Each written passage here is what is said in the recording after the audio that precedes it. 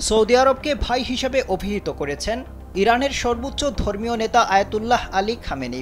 বৃহস্পতিবার সৌদি আরবের প্রতিরক্ষামন্ত্রী খালিদ বিন সালমান ইরানের সর্বোচ্চ নেতার সাথে সাক্ষাৎ করতে গেলে তিনি একথা বলেন।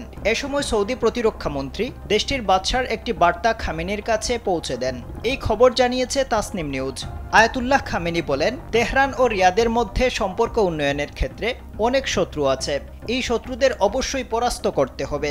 ইরান সৌদি আরবকে সাহায্য করবে উল্লেখ করে তিনি আরও বলেন, অন্যের ওপর নির্ভর করার চেয়ে এটা অনেক বেশি ভালো। পশ্চিম এশীয় অঞ্চলে ইরান ও সৌদি ভাইদের মধ্যে পারস্পরিক সহযোগিতা থাকবে এবং একে অপরকে সাহায্য করবে।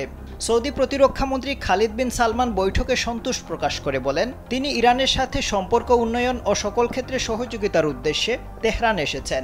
সৌদি আরব আশা করে গঠনমূলক আলোচনার মাধ্যমে রিয়াদ ও তেহরানের মধ্যে সম্পর্ক আগের চেয়ে শক্তিশালী হবে।